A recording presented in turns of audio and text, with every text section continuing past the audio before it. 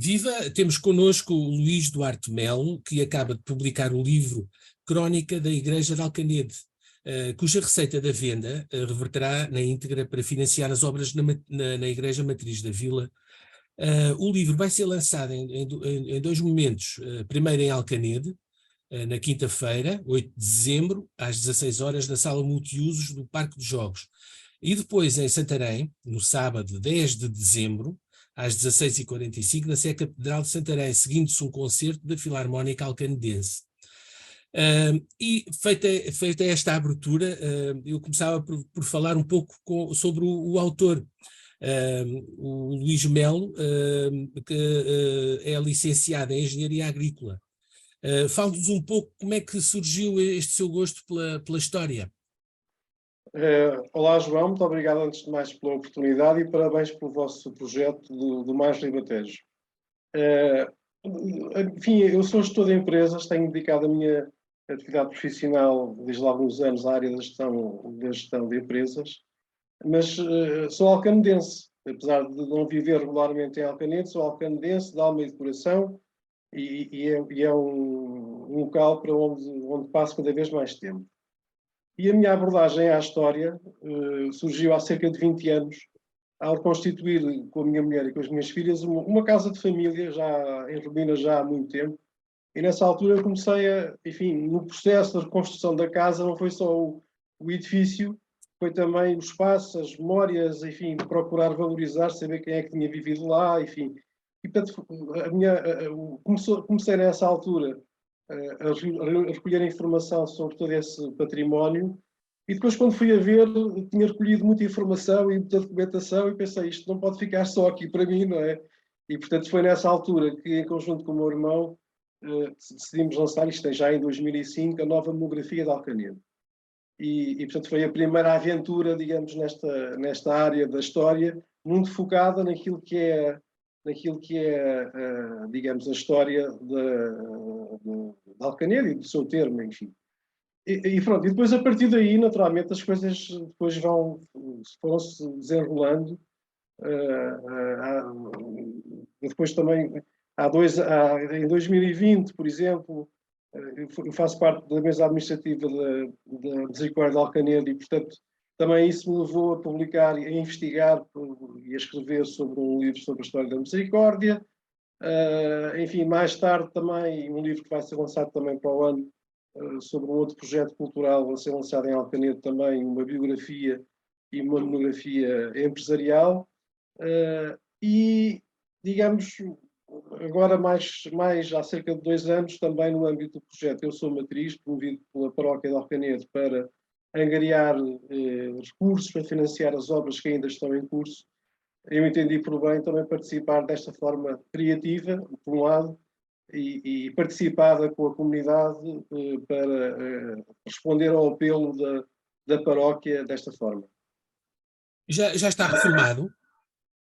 Eu estou reformado da minha atividade de gestor por conta do outrem e tenho atividade empresarial própria, como Sim. consultor de empresas. Para gerir o tempo com estas atividades todas, não é?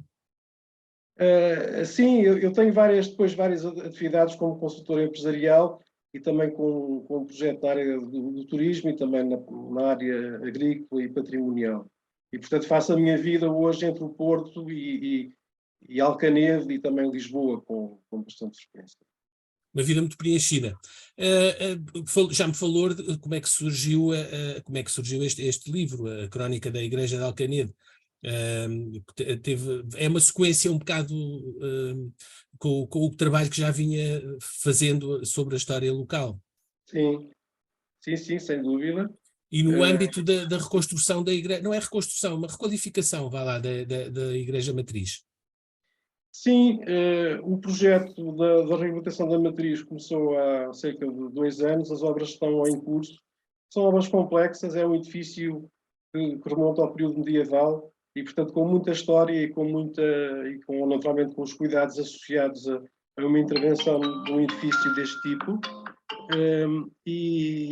Portanto, é um projeto que enfim, estará concluído, segundo o Padre Vicente diz, que é o nosso pároco,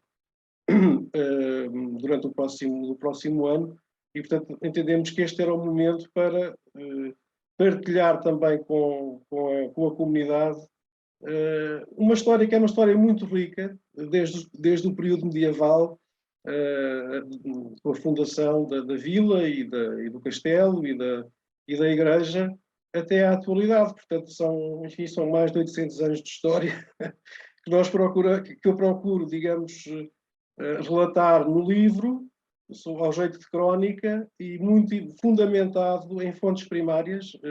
Eu sou, enfim, um defensor das fontes primárias, naturalmente sem esquecer as secundárias, ou seja, aquilo que alguém já escreveu, mas gosto de ir às fontes primárias. Aqui, para quem não entende de história, da historiografia, as fontes primárias são os documentos originais, não é? Exatamente. Portanto, os documentos originais, escritos ao longo dos séculos, e toda essa documentação foi a fonte principal, digamos, para estruturar este trabalho. E onde é que teve de ir à Torre do Tombo, o Arquivo Distrital em Santarém? Sim, Os da paróquia também? Há arquivos públicos, há arquivos privados, e, portanto, naturalmente, dentro dos arquivos públicos, o Torre do Tombo foi um arquivo fundamental, o arquivo do Patriarcado de Lisboa, enfim, para contextualizar, antes da criação da Diocese de Santarém, Alcaneda, enfim, toda esta região, a atual Diocese de Santarém fazia parte do Patriarcado de Lisboa, e, portanto, o Patriarcado de Lisboa foi outra fonte muito importante. A Diocese de Santarém, naturalmente, mas o arquivo da Junta de Freguesia de Alcaneda, enfim, e outros arquivos que agora, enfim, não me dispenso de enumerar, mas para além depois das fontes primárias, naturalmente fontes secundárias, enfim, com natureza académica para ajudar a contextualizar, digamos, os acontecimentos, não é? Não só no plano local, mas também no plano da história nacional e regional, porque as coisas os acontecimentos que são narrados não surgem isoladamente, têm um contexto no tempo, enfim, no espaço, e, portanto, para uma mais fácil leitura e acompanhamento dos leitores ao longo destes mais de 800 anos, entendemos também poder fazer isso.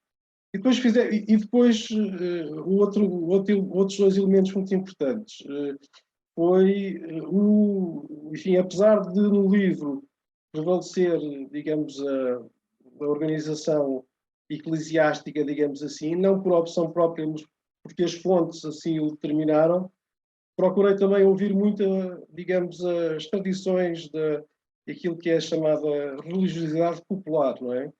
E, portanto, enfim, falei com muitas pessoas, com muitas pessoas de vários lugares de Alcaneda, das freguesias que antes fizeram parte do termo da matriz, para ouvir de alguma maneira aquilo que é a ideia da religião popular, e que é riquíssima também, e é um património fantástico que nós temos, muitas vezes esquecido, mas também que este tipo de oportunidades nos ajudam a recordar. E, finalmente, ainda, já agora quanto à metodologia, também, enfim, tive a sorte de poder contar com ajudas de algumas pessoas da área académica, com sugestões, interpretação de elementos do património, sugestão de fontes alternativas, para ajudar precisamente alguém que não é da área da história e não tem essa preparação, mas que, apesar de tudo, gosta de fazer um trabalho, enfim, rigoroso e alicerçado em toda esta metodologia.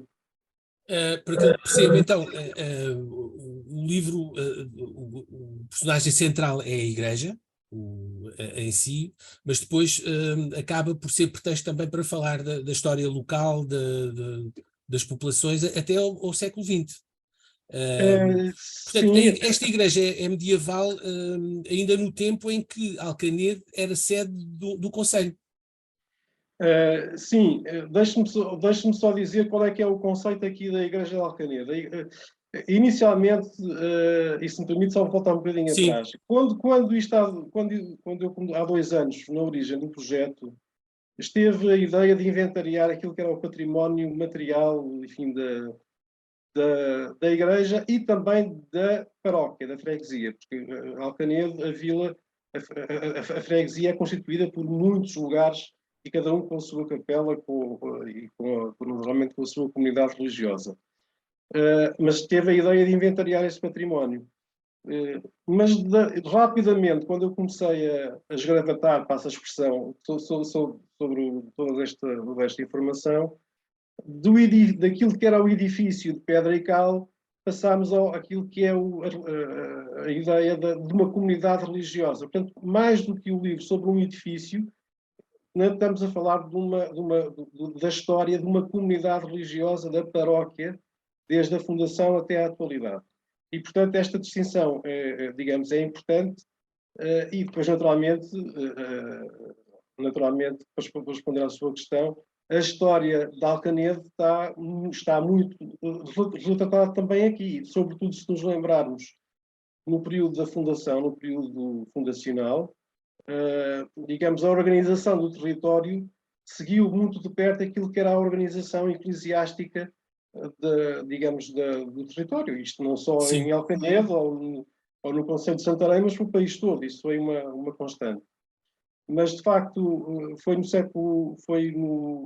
século XII foi fundada a vila de Alcanede, enfim, e a partir daí houve todo um processo, digamos, de povoamento, de expansão e de organização do território, em que o protagonista principal foi a Ordem de Avis. Alcanede foi comenda de Avis até, enfim, desde o século XII, final do século XII, até à extensão das ordens em 1800 com o liberalismo, no século XIX.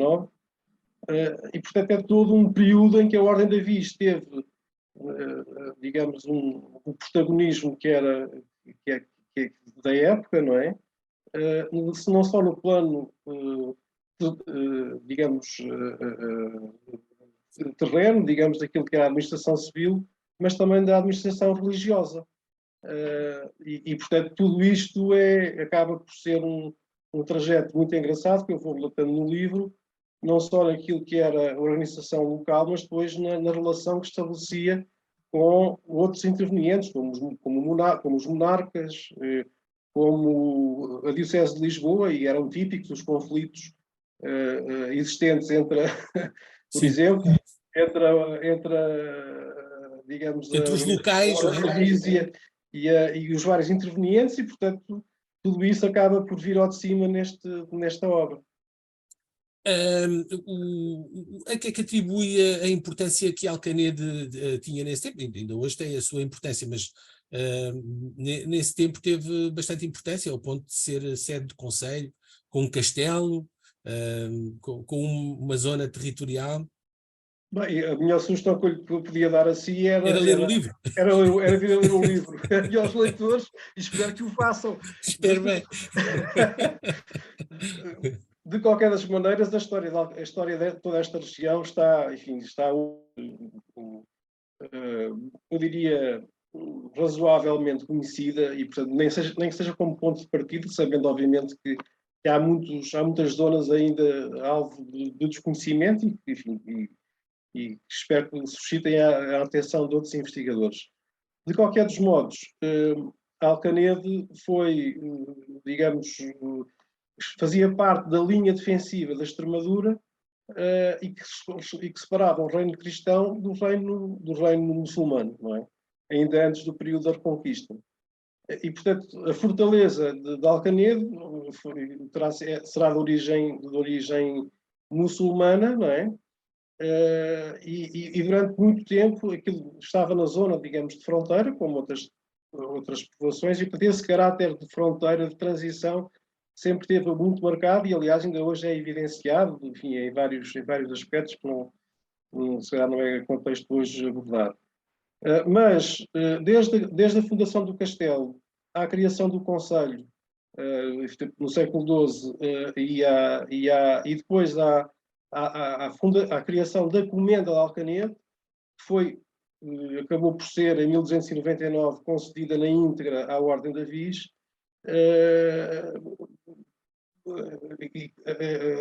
vê-se que esta era uma vila, a par de outras vilas da Extremadura, como sabe, havia nessa época um povoamento muito disperso em vilas e depois com vários casais dispersos, era uma zona de povoamento muito disperso, e Alcanede era uma das vilas da Extremadura, à parte, enfim, de outras vilas, como Óbidos, Santarém também, tal como Santarém. como Torres de Nó, enfim, como uma série delas, Sim, não é? Que constituíam aquilo que era o tecido urbano ou da da época. época, e portanto era assim que funcionava.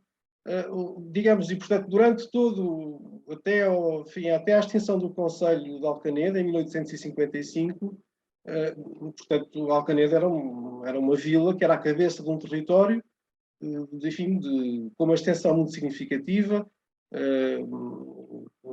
Já agora, só para contextualizar,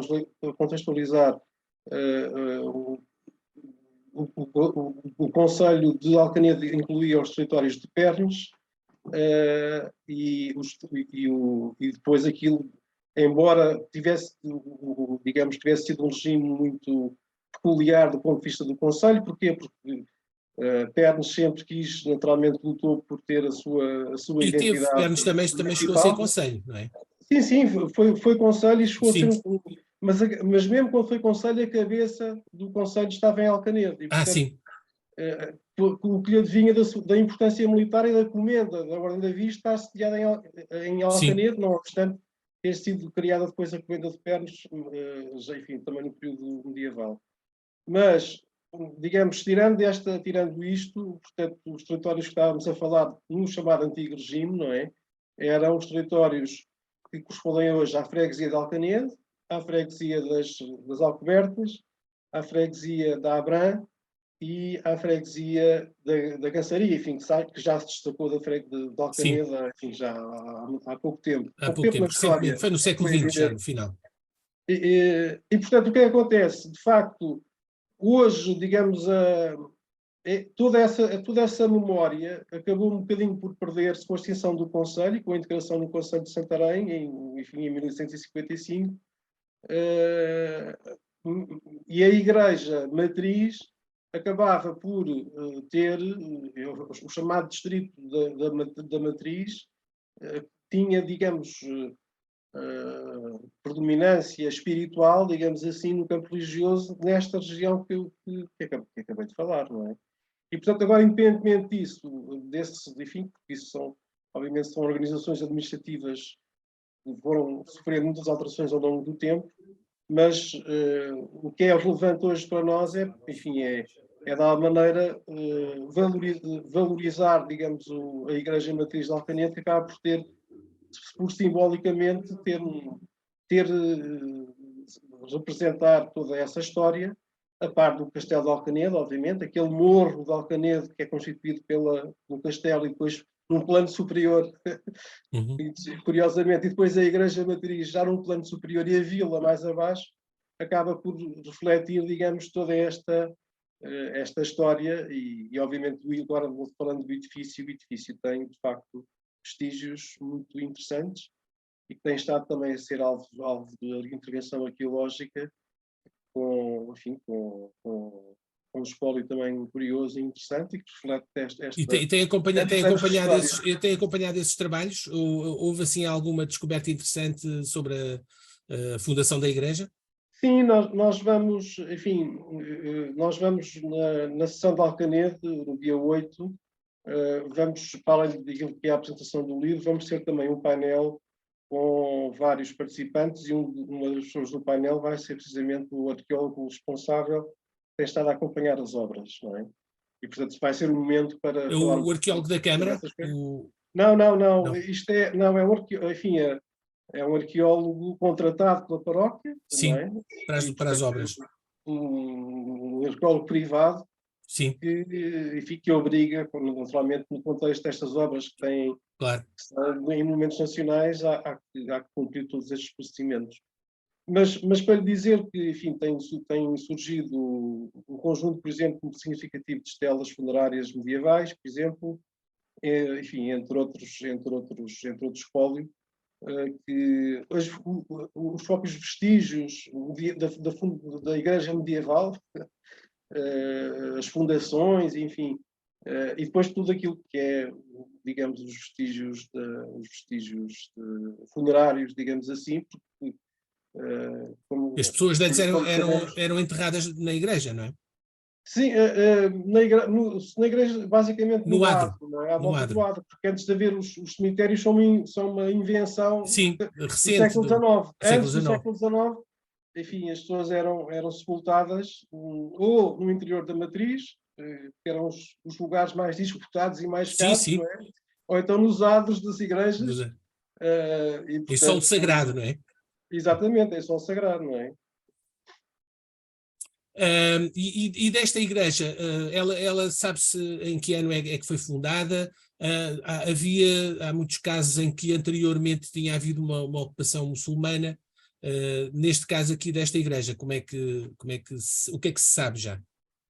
Bem, mais uma vez, espero que venha a ler o livro. Isso Está está tudo no livro. evidenciado. Eu também não queria estar a revelar demasiadas Claro, coisas temos de nesta guardar fase. algumas coisas para o livro, não é? Exatamente, exatamente. De qualquer dos modos, foi possível, obviamente que é sempre difícil fazer a datação exata. No entanto, digamos, digamos, a informação disponível aponta para a fundação medieval, não sabemos exatamente quando, alguns no século XIII. O primeiro prior de Alcanedo, responsável do priorado, ou da chamada colegiada, também o primeiro prior responsável pelo priorado é do século XIII, e portanto está evidenciado, sabemos o nome da pessoa, sabemos o nome do prior, enfim, temos alguma atividade sobre ele. Aliás, um dos conteúdos do livro é, digamos, digamos alguns dados biográficos enfim, de muitos, enfim, de alguns, mas de bastantes, diria eu, priores de Alcanedo desde esse período, desde o século XIII até à atualidade, e portanto isso também é um registro interessante. E portanto, depois com tudo aquilo que foi com tudo aquilo que foi depois digamos, a organização religiosa, não só da Igreja Matriz, mas das capelas da freguesia, que é outra área também muito interessante que está relatada no livro, não é? Porque, enfim, a preocupação foi não só falar, digamos, da matriz, não é? Que era a cabeça religiosa de toda esta zona, mas depois das capelas ao lado e depois se autonomizaram em freguesias. E é, por exemplo, a história da forma como algumas dos lugares se autonomizaram como freguesias, a partir do Concílio de Trento, ali naquela zona a partir de 1600, século 1500 e tal, século XVI, sim, foram todas do século XVI. Também é uma história muito engraçada, portanto, perceber como é que, da vontade por exemplo, das pessoas, dos moradores das Alcobertas, por exemplo, ou das Fráguas, ou que fazem hoje parte do Conselho de Rio Maior, ou da Abram, que é o Conselho de Santarém, como é que a população se reuniu, como é que, dentro do contexto, digamos, da época, mobilizando os poderes de então, como é que se constituíram como freguesias, destacando-se, digamos, da matriz de Alcanedo, mas continuando sob a sua orientação espiritual e sob a sua dependência eclesiástica. Falou que o livro também aborda também os homens da paróquia, vamos lá, não é? Sim. Há assim algumas figuras que se tenham destacado. Muitas, não é? Ao longo de 800 Há anos. várias, sim, são várias, que, enfim, há casos muito interessantes, desde o Dom o primeiro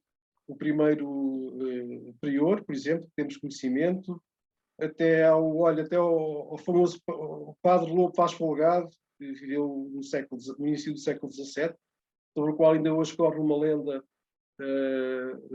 digamos, associada à sua morte, e que, enfim, segundo os historiadores da época, digamos, a sua morte foi acompanhada dos sinos da sua matriz a tocarem a rebate durante 24 horas sem ninguém lhes ter tocado, por exemplo.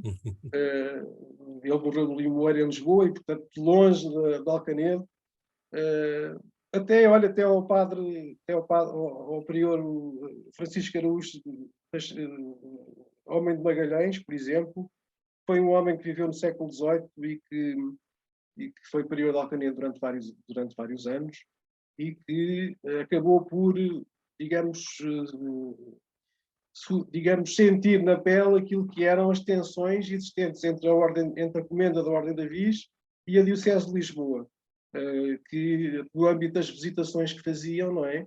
E como havia um conflito, enfim, latente com a Diocese de Lisboa, porque o Bispo queria naturalmente fazer valer-se também dos seus direitos, apesar das isenções típicas desse período dadas à Ordem da Viz, acabou por sofrer na pele, digamos, alguns incumprimentos que vinham do prior anterior, e esteve preso, ficou na penúria porque teve que gastar todos os recursos que tinha, a sua fortuna, para defender-se na justiça.